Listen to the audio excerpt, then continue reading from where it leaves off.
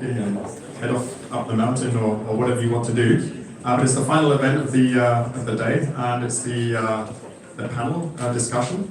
So I'll let the three panelists introduce themselves. We've got two representatives of endowments and one family office.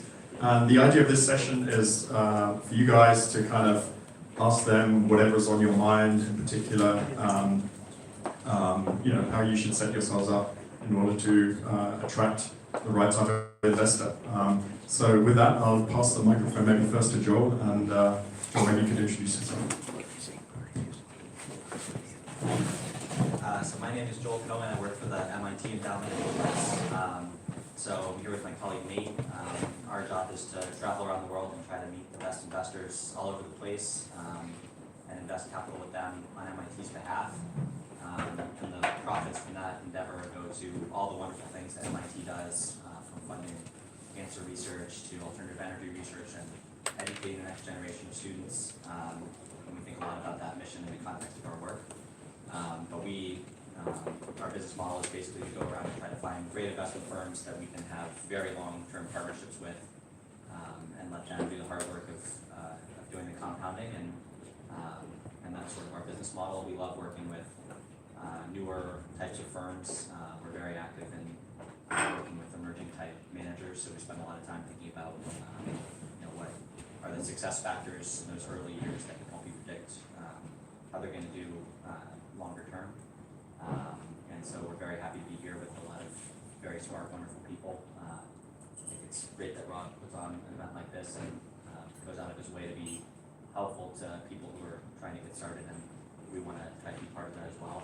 So we're happy to be a resource to the extent that we can. If anybody has additional questions after this, feel free to reach out to me. My contact info is on our website, matinco.org. I think Rob maybe we put a link to that. So feel free to reach out if you don't get a chance to chat with me. I have to run right afterwards to make the train, but happy to be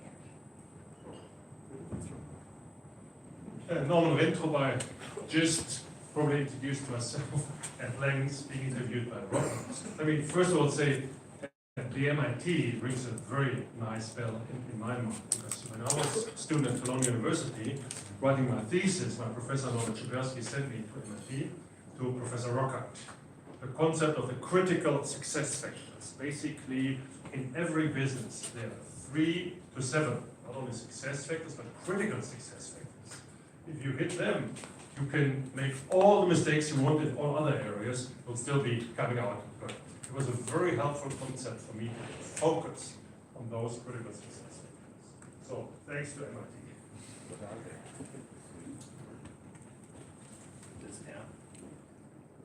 Hi, I'm Mike Stambaugh. I work for Carnegie Institution for Science in probably the global capital of political dysfunction, which is Washington, D.C. I've been there for about 3 years. It's $1 billion pool of capital. It looks, we manage it for the long term. We spend roughly 5% of the portfolio, which is $1 billion, so $50 million to support 6 sleeves of science, basic fundamental scientific research across global ecology, astronomy, plant biology, embryology, and then areas of earth science. Great. Okay, so thanks for the intro. So now it's over to you, and looking forward to some really interesting questions to get some of the knowledge out of these guys' heads. Who wants to go first? It's going to be a short session. Well.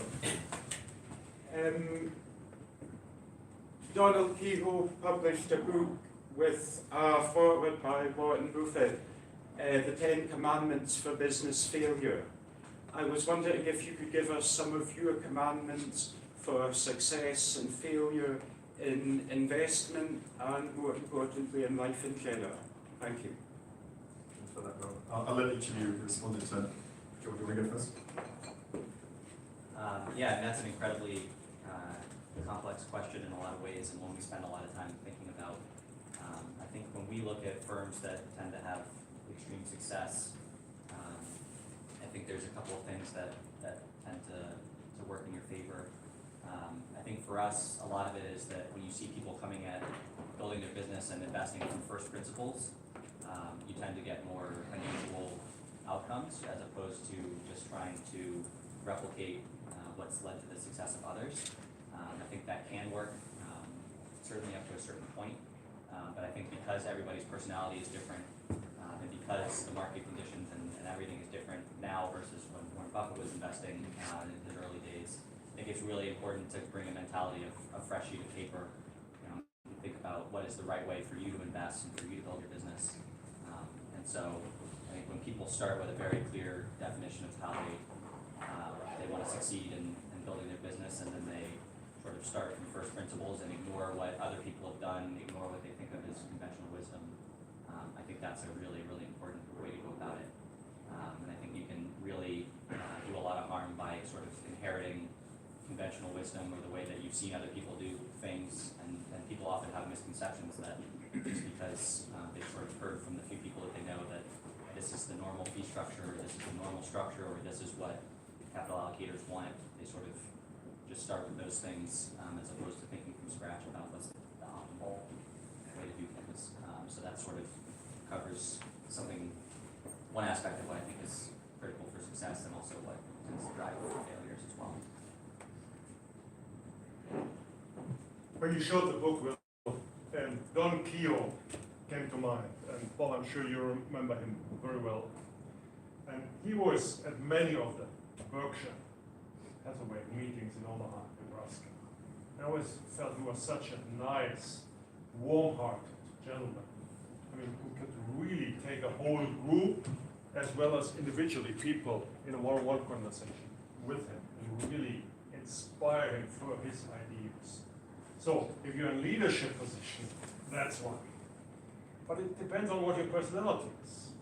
I mean, different gifts that different talents are given to different people. So I don't feel about the generalization. About the failure thing, I have read another great book, How to Lose Millions of Dollars and Other Valuable Advice. So I love reading those because it spares me making all the mistakes myself with all my money. Sometimes I'm getting the feeling by reading these books, I learn from them what to avoid, at least be aware that there might be something wrong. Do I have made failures? Sure. 3 companies that I invested in went bankrupt, 1985 and later. If you have more time, I'll tell you about that. I mean, I'm not sure how to answer that, but I can tell you what our bias is and what's worked, in my career and where where I am today at Carnegie. We tend to favor, investment managers that tend to be on the smaller side in terms of scale. We tend to favor independently owned. We tend to be biased towards those managers who can take a long-term view. I think if I can give any advice, state what you believe, stick to it, and then your partners will self-select. The other, we've partnered at Carnegie with managers for 15 years, 20 years, in some cases longer. Another area that I would tell emerging managers is please offer full transparency. I report to a board and a committee, and if I don't have transparency and know what's going on and what's driving performance, and if I get pushback from a committee member or the president of Carnegie, and I can't answer the question, what's driving this, and I can't defend it, and I can't support an idea, this manager is going through what I would say is the inevitable period of underperformance, and we should add capital. And so I want to be in a position to do that versus working with a manager who will not share what they're working on, individual names, rationale. That's a great point. I remember when I started, it was very much the norm, perhaps still is, for hedge fund managers in particular to be very secretive about what they do. But what is the point if nobody knows you, if nobody cares what you're doing? And also, how on earth is someone supposed to judge a track record with luck or skill if you don't say what you're investing in? So that's great advice. Any more questions? Bob? Thanks, Rob, for organizing this conference. I've been to a lot of conferences over the years, and I would say that you've hit a home run with attracting self-selected people who are attending this conference, and it really speaks to you. So thank you very much.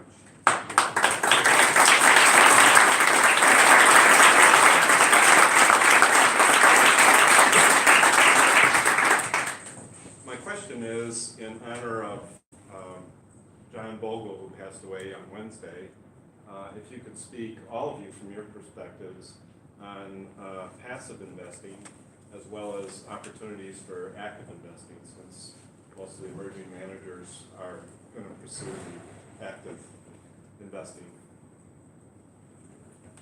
You want me to? I mean, I think I've worked for the Met Museum, Liberal Arts University in the Middle East, in Cairo, and Carnegie today. And, you know, we have 10% of the portfolio that's allocated to passive. It's allocated passively. So we have large cap U.S. stocks through the S&P 500.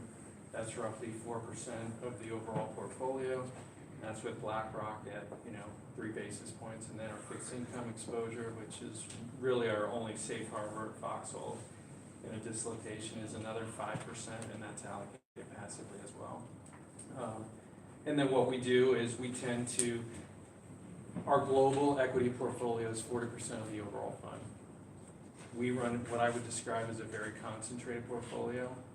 We don't have, 100% allocated to, 101% positions across the fund. So we're looking for 8 managers across 40%. So roughly 4 to 6% positions. We're biased towards managers with a long-term time frame and concentration.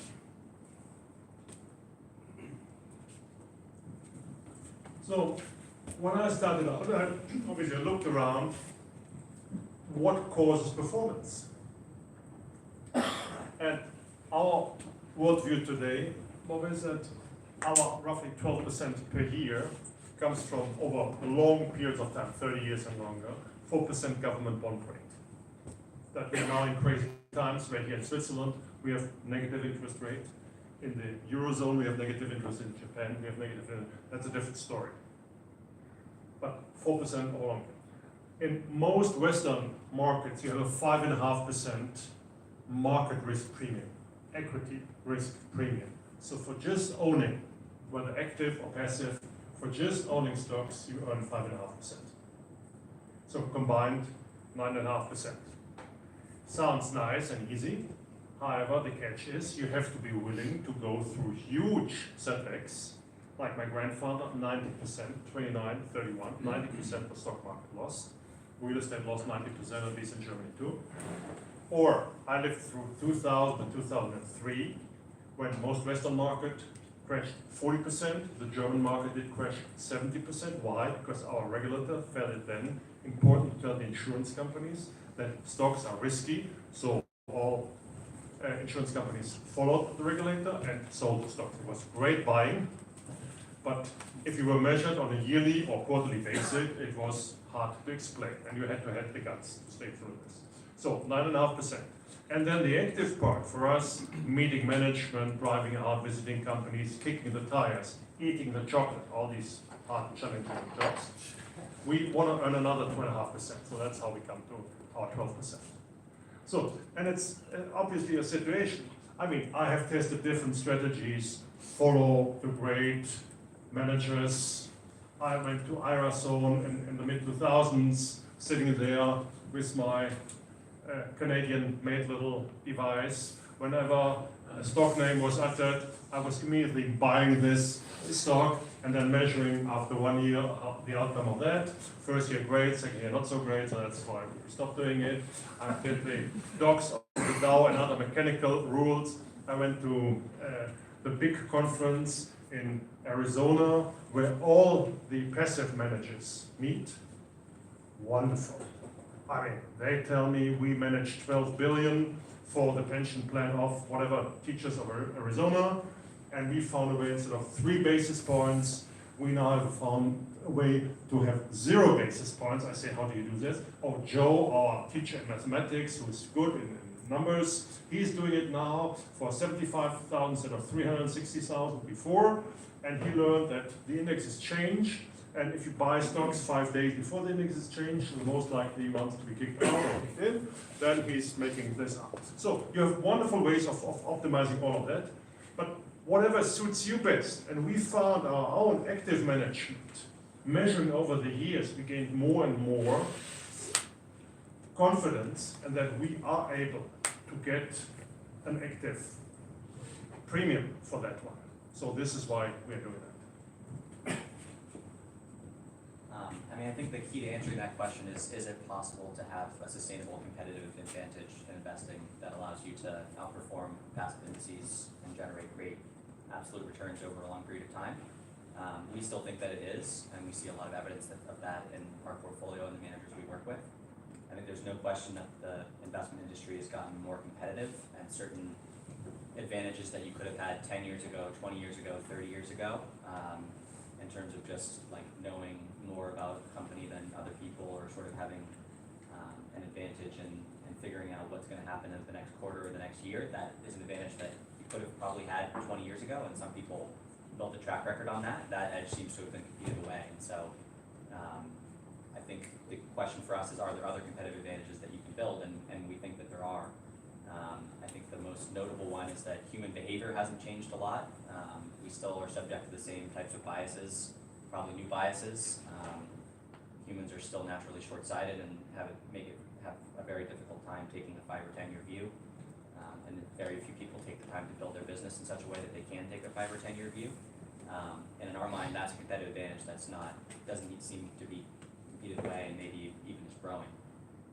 And so we still actively allocate our entire portfolio, but we're also mindful that it's gotten more competitive, and it's harder to have the same kind of outperformance that people have had in the past. And so we always want to be looking back and sort of thinking about, are the things that were the case in the past still true today, and should we think about having passive allocation? But I think we still feel like the very best of the best investment managers can still generate outstanding absolute and relative performance, and so that's what we continue to work on. I've just added to that as well. So oftentimes friends or neighbors or people I know come to me, and they maybe have a certain nest egg that they've built up over time, no real financial expertise. They hear I'm a fund manager and ask me what they should do with it. And I always have 2 pieces of advice for them. The first is to avoid private banks at all costs. I think people assume that private banks have better service than the normal mutual banks, and the fancier the private bank, the better the capital allocation is going to be. But it's actually, as we all know, not the case. The more effective the sharks, the bigger the private bank they go to. So I always advise them to avoid private banks. And then in terms of where they put the capital, I don't recommend my own fund, because in this situation I'm an independent advisor. I don't want to recommend, I lose my independence. So my advice to them is always just pick a Vanguard fund.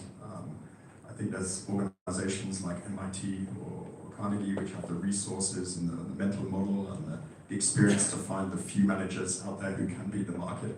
But a regular person who's not particularly interested in finance has no hope in the world to find those few managers that can beat the market. And for them, the right thing to do is a passive fund. Okay, who'd like to ask the next question? Back here.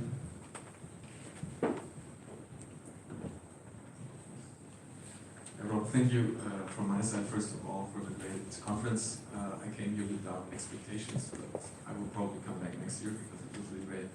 I had really nice and inspiring conversations yesterday, so thank you very much. And my question is, in my point of view, I find it a lot harder to decide whether a manager has a competitive advantage in investing than a company has a competitive advantage in its business. My question is, how do you decide? How do you do it? Like, how do you decide what is the criterion? How do you evaluate a new manager that you don't know? And I think we sort of build mental models of the types of competitive advantage that you can have in investing from going out and meeting hundreds of managers every year, and from kind of studying the most successful firms and what qualities they have, and try to figure out, if you have 20 or 30 years of great performance, what was the competitive advantage that allowed you to do it. And we're always thinking about how those types of competitive advantage might be changing, and what new ones you might be able to build, and what old ones might be deteriorating. I think the behavioral aspect is probably the most obvious and most reliable and easier to communicate.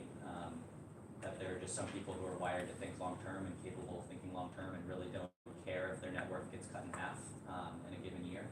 And that is a real competitive advantage in terms of the types of decisions that you'll make, and the ability to, even in the depth of a crisis, to take a 10-year view. I think you can build that based on your personal temperament. You can build that based on the way you set up your environment and your business, from everything from the types of investors that you have. If you're not getting calls from people in the middle of a crisis, or even getting repeated calls from one person, even if you have 100 investors, 99 of which are wonderful. If one person's calling you every hour to ask what the market did the last hour, then that's going to make it really hard to make good decisions. To how you set up your life. If you're sort of set up in a major city where you can see in a crisis, you're walking around town and you're seeing people in suits that are really stressed out and hurrying from place to place and chaos, then you're likely to be affected by that. So that's another component to it as well. And the way that you set up your business, if your capital is locked up for at least a couple of years, rather than being redeemable any day, then it's more likely that you're going to be able to take a longer term view. So I think that's probably the most reliable of the competitive advantages, but I think you can build analytical advantages as well, in the way that you think about companies.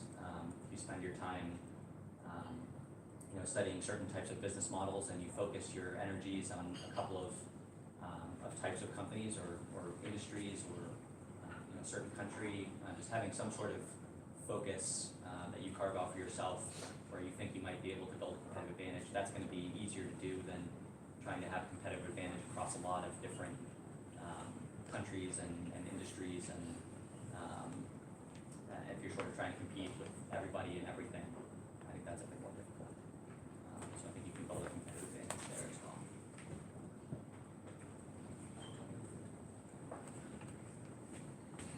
Back in 1990, we earned a lot of money in the publishing company because we were the most audacious to deliver our newsletters into communist East Germany.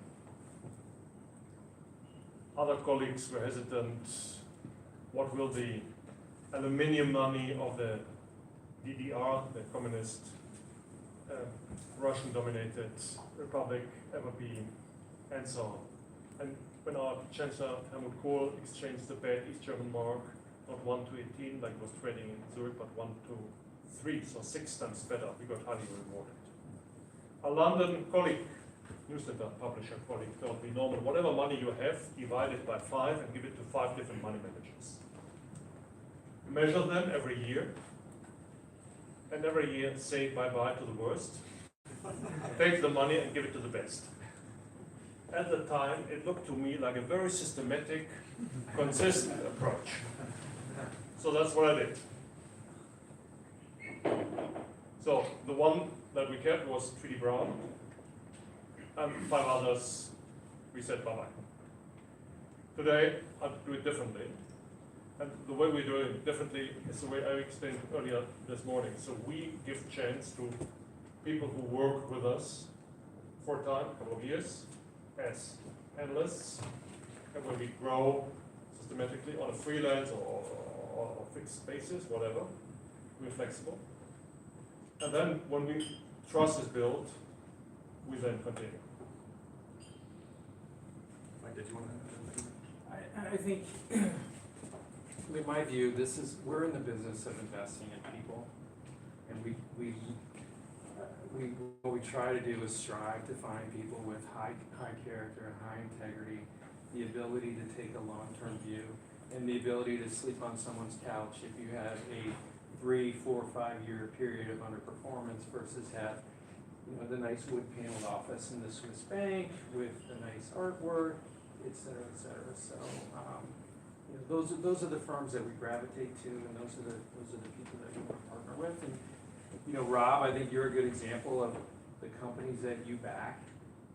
You believe are run by the best operators that tend to be aligned, that have a long-term view. And we think that us partnering with groups like you and you investing in the underlying companies allows us and you to compound intrinsic value over time. That's what we're trying to do. And at the end of the day, what we don't seek is people with hubris, we seek people with humility. And so that's my personal view, not Carnegie's view. Yeah, that's what we want, yeah. Great. I know there's a lot of questions and we're running a bit short of time, so the next questions I might just allocate to one of you, or if anyone has a very strong opinion, just give me a signal. Yeah, so who'd like to ask the next question, Shannon? When you guys are speaking, you hold the mic closer because you can't really hear it at the back. Okay, thanks for that too. Hi. So generally when you're looking for investment, you have a checklist. And what is your checklist for managers, fund managers that you want to hire? If you have one, thank you. Who wants to take that one? Mike, I alluded to it a little bit. I think, yeah, okay. How's this? I mean, we'd like to partner with smaller, independently owned, aligned teams. We try and judge character and integrity. We prefer to invest in those firms that have endurance and the ability to withstand the inevitable period of 2-3 years underperformance that would allow us to add capital to compound value in the future. I mean, I think those are kind of, there's no formal checklist. No, we don't have a formal checklist. But again, it's my personal view that it's a people business, and there's 10,000 hedge funds. There's probably over 10,000 active managers, long only. We are seeking to invest with 8 to 10. We have 5 hedge funds in our portfolio that represent 25% of the fund. And so we're concentrated, and we just want to, we would like to partner with people that can compound value and that we can have a conversation with. And that I have 2 young girls, I'd love for them to marry one of my managers. I don't want them to marry the jerk. I want them to marry the guy who's super smart, dedicated, with endurance, a nice guy. Sorry. Any of you, other two have a strong opinion on that, or should we get to the next question?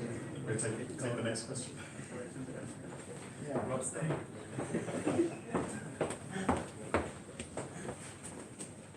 This is a question more for Norman than Joel, because I can ask Joel any question anytime.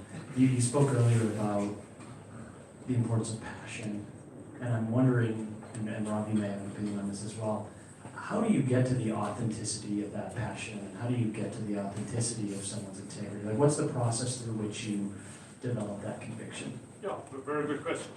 So, you want to find the person that one of your daughters could marry. Ideally, yes. Wonderful. Okay. We are asking ourselves the question, would I entrust that person with my wallet? Which is not a brains question, it's a guts question. So intuition. And let's face it, we can be misled. Like there are people, what is the English word for highlights? Go with that. We propose marriage, but they swindle. Okay. The same we see, in investing. One of the fraud companies we did invest in was a company called Aero Inventory, based in Britain. Around the world, B and C parts for airlines. If the toilet seat in your plane breaks, you can't just send the person to the next do-it-yourself store, buy a new toilet seat. That's forbidden. It needs to be stamped 5 times. It's 5 times as expensive. It needs to be delivered by a special company. That was one of the special companies. And while the Deloitte Touche auditors were counting it in Zurich-Kloten warehouse, sleeping overnight here in Switzerland, the fraudsters brought the most valuable parts to London Stansted. Next morning, the auditors arrived there and basically counted the same stuff twice. Clear fraud. So, how do you detect that? So, I mean, we can be misled, we can fall into traps. Obviously, we try to improve, learn from mistakes, but in the end, it's a judgment question. And this question, this is why when I'm doing one-on-ones, I don't do them in hotel preferred situations.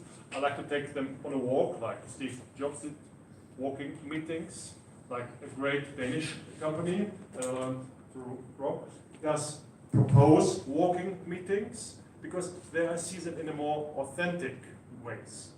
It's one little step, and then many more points of observation. Yeah, I would just add to that. If, many of us here have had the opportunity to do one-on-ones with Norman, with companies, and it's a fascinating experience. It's completely different to any other type of one you'll be in. So whenever I share one-on-ones with other investors, typically they'll ask all the kind of analytical type questions around, what is your competitive advantage, and where do you see your business in 10 years, and all this kind of stuff. And those are all very important questions to know and to understand, but it won't tell you really anything about the character or motivation of the business. And what I learned from Norman was what you experience at Norman in these meetings is he'll talk about their lives and their passions and their interests, and take them for a walk, take them out of the normal context. And I think it's an incredibly smart and valuable way to spend the time. If you'd like to ask the next question.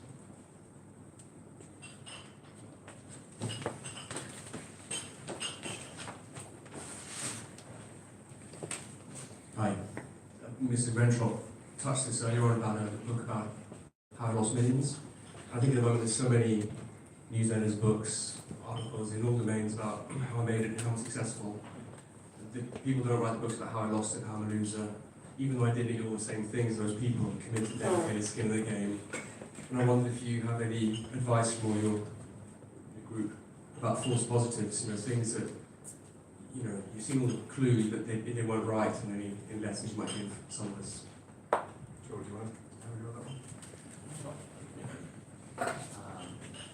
Yeah, I think there certainly are examples of that we've experienced, which is why we often get to know managers over a longer period of time before allocating. Can you hear me in the back at all? Yeah. Okay, sorry about that. Yeah, I think that's one of the reasons why we tend to not necessarily start with the full allocation up front, but sort of get to know people over a period of years and build up that context and understanding, because I think you can get arrogant if you have a few successes and you say, well, I predicted that this manager who was managing $5 million at the time, was going to become a big success, and so I can clearly do that perfectly, and so we might as well just start writing $1 billion checks to all of those managers, and it's going to go perfectly well. But I think it's important to have some humility, and there are some managers that we saw at that stage that we thought were really wonderful, that had all the kind of qualities that we looked for, and they just didn't evolve the way that we hoped. So what would be the false positive in that?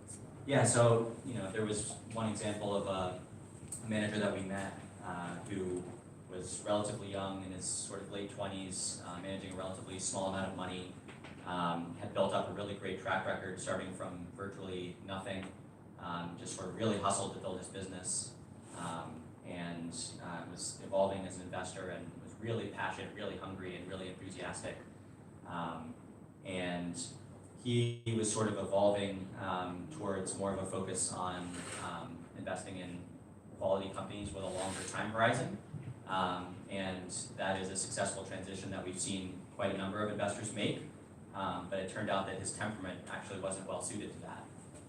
Behaviorally, he just couldn't sort of get over that hump and make that type of investing work. And so he invested in what he thought were long-term compounders that turned out not to be. He just couldn't figure out what were the inputs to that, and he couldn't make that transition work. And it turned out that the type of investing that he was suited for was not that. And so he struggled in making that evolution, and whereas his performance was really excellent when he was performing a slightly different strategy earlier on, his performance has been less good since he tried to make that transition. So that, I think, is a lesson for us that what works for some people may not work for other people, even really hungry, passionate people, and it's important to make sure that you're investing in a way that makes sense for you, and not necessarily following the successful evolution that you've seen other people make over time. So I guess ability to develop would be Yeah. Did anyone want to add something to that? Or should we take the next question? We, from time to time, encounter people who use certain value phrases. But when checking whether they really mean what they say, so saying is one and doing is sometimes different. This is when we kind of hopefully detect the false positives. Same thing, Jens Groß-Allermann, CEO of our company, flew to China with two fellow investors a couple of years ago to visit a Greek retailer. They show him China expansion, wonderful. That store in the big shopping center is full of people. Wow. All Chinese must love that Greek retailer. Then he goes out for fresh air. 15 minutes later, comes back to the same store, completely empty. So his clue was all the actors gone. The Russians have a word, Potemkin village, for that. So we see that from time to time. Hopefully we'll detect it. Thanks. Any question here? Mike, this one's going to be for you. Thank you. I have a question for when you give a new mandate to a manager. How much does it matter to you if it's going to be something different from what you have already? I mean, how do you avoid, for example, 5 managers choosing Alphabet, just to say a consensus trade, for example? Is that something that has any meaning for you, or it doesn't impact your decision to give money to a manager? Thank you. Did you want me to answer that? Yeah, please. Yes, it matters. I mean, we look, you know, we run what I would describe as a concentrated portfolio, and we do on a look-through basis to understand what are the underlying positions, who owns those positions, to get a better understanding, okay, what kind of bet are we making? Is Facebook held in Rob's portfolio along with 3 or 4 or 5 other managers? And that may not prevent us from investing with the manager, but it will impact portfolio construction and how we allocate the size of the investment, because it may change at some point in time. But if we think we can back a long-term manager that can compound over a long period of time, we're conscious of what they own today, but that may change tomorrow. Norman, I guess with you, you have now independent managers in the Investmentaktiengesellschaft, 2 more shortly to come, all with very similar philosophies, I guess. So maybe you have a different opinion on that. Well, we have no different view. I mean, we feel it's important that each manager can live out his or her passion. Yeah. So there's an overlap. We thought the overlap would be much bigger, some 50-60%, because close friends, same outlook on life, da. In the end, it was like 15%. And we are happy. Great. I'm just going to ask a question to Joel quickly, because I want this topic to be spoken about. Sorry, did someone? No. There's one of the big, we had it with the discussion with Dan earlier, one of the big questions for an emerging manager is that seed money check. So, you know, you're struggling to get off the ground and someone comes along and says, hey, if you give me 50% of your company, I'm going to give you $30 million. It's very easy for us here to say you shouldn't do that, but you know, what would be your advice to a manager in that situation? Yeah, so that's certainly a situation that we see a lot of people in, especially in today's world where the cost of starting a fund are a bit higher, the regulatory regime is a bit tougher, and so it's a bit harder to start a fund from your spare bedroom today, and certainly in certain parts of the world, than it was in the past. So it's something we see a lot. I think without me having ever started a fund or ever been in the position of managing a really small amount of money and trying to make it work and being tempted by something like that, what I can say is that it's incredibly rare that we see that turning into a 10 plus 20, 30 year exceptional track record. Maybe there are a few very rare exceptions, but that almost always can lead to maybe some success up front, but sort of sows the seeds of destruction over 5-10 years plus. So we don't really know many firms that have built a great track record making that type of trade-off for all kinds of reasons. And so for us, it's a huge red flag to see that. And I think it really is sort of very good evidence of something that makes the short term a bit easier, but causes problems in the long term. And you know, sort of what we look for is the opposite of that, which is, you know, doing things that make it more difficult in the short term, but create long-term success. And that's how you can, you know, succeed where other people have failed. So that's how we think about it. And we as MIT, because we manage a large pool of capital and are happy to work with emerging managers, people always ask us, do we ever do a seed deal? Do we ever take economics and funds that we work with? And we never do and never would, because I think we would be setting up a manager for failure, and ultimately doing ourselves a disservice in the long term by sort of destabilizing a business perhaps and causing misaligned incentives that would cause our investment fund as an LP to be less valuable. So we're much happier to try to set up really well-aligned incentives and have a great 20-year, you know, compounding investment as an LP. Great, thanks for that.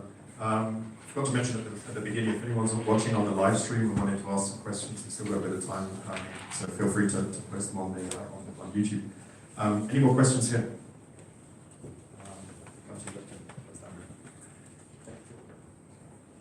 The concept of alignment came out in several of our conversations the last couple of days.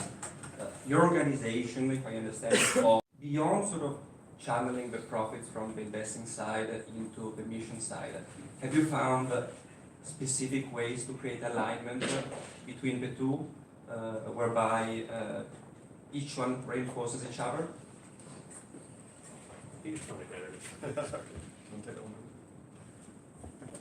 I mean, we are very simple. We don't have a complex model. Our managers get 1% and above 4 or 6%, depending on what inflation rate is, 10% of what is above. That's it. We're not very much concerned about whether the alignment is optimized to the last bit. We are more about the hard question, that they really love investing for a lifetime portion. That they feel this is what makes them really fulfilled in life. And they don't live in the large metropolitan areas. They could, except for Lawrence, who's in Munich. But you know, he's a very nice guy. So where it's easy to have support structure through neighbors, through family, park the car, like I said before, in front of your office. And if you don't have any commute because you work from home, wonderful. For many people, for some people that's terrible, but for many people, like me, it's wonderful.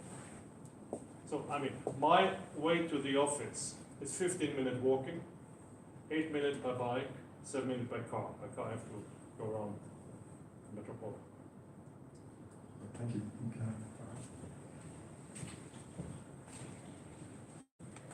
This question is also for you, Mr. Rentrop. I think most relevant. We were speaking about this yesterday evening, and then I didn't want to keep you any longer. But maybe for the benefit also of the others, it's better today.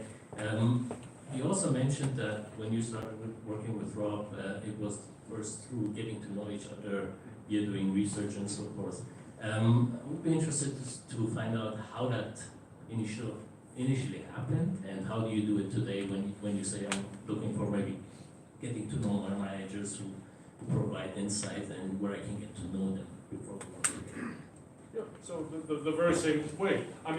In the days like 15 years ago or so, we were interested in a certain telecommunications company, and Rob was the expert.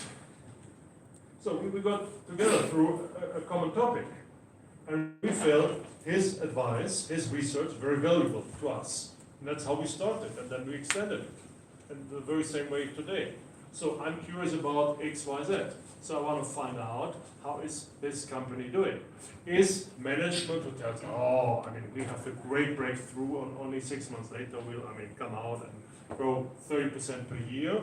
Is this achievable or not? So we want to have customers asked what their view is of it, competitors asked, employees, ex-employees, people in the whole, let's say, surrounding network asked. Okay, to get a better understanding. None of this information, we all know how misleading information can be, but it helps me get a better understanding. The last decision still we have to make and take. But getting, so to speak, the legwork, talk to them. And for most people who love research, it's a very great way because they see this, they see that. Oh, by the way, when I'm traveling and I'm visiting companies, I'm not only looking at what this company is doing. That company tells me about a new software they have implemented, so I'm looking at what software company is it. Peter Lynch, he always followed his wife and his children through the shopping mall. What are they buying? And then he didn't buy all these companies, but it was, we have to kiss 200 frogs to find one prince. But when you find the 200 frogs, this was a good hint. And so it's for me and for the analysts to do the legwork for us as well. Thank you. We probably have time for maybe one or two more questions. Konstantin.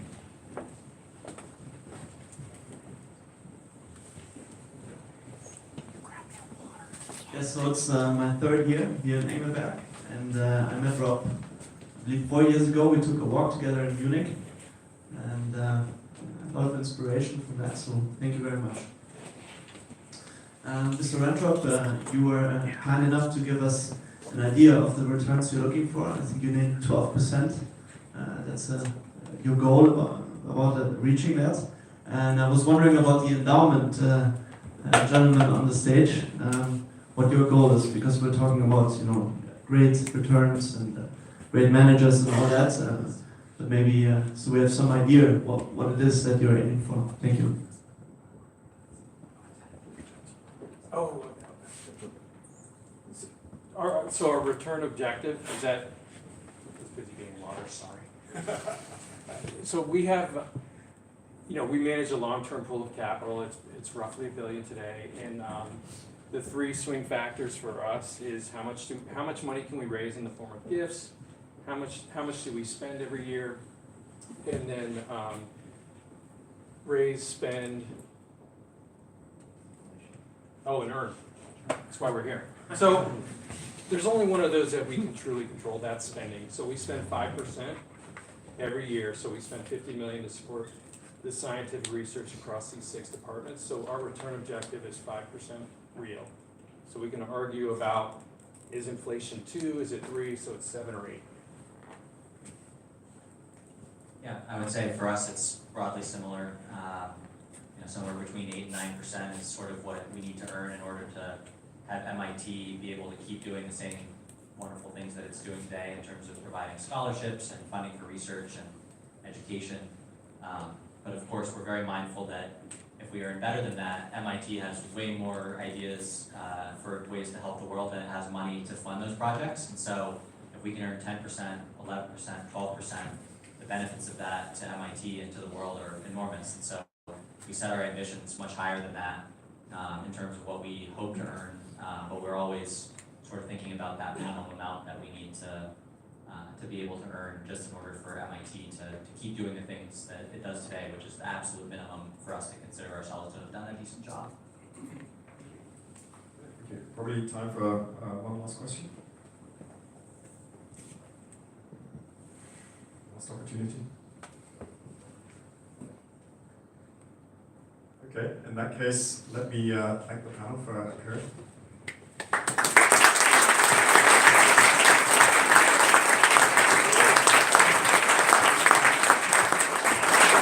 Thank you for coming, and see you hopefully next year.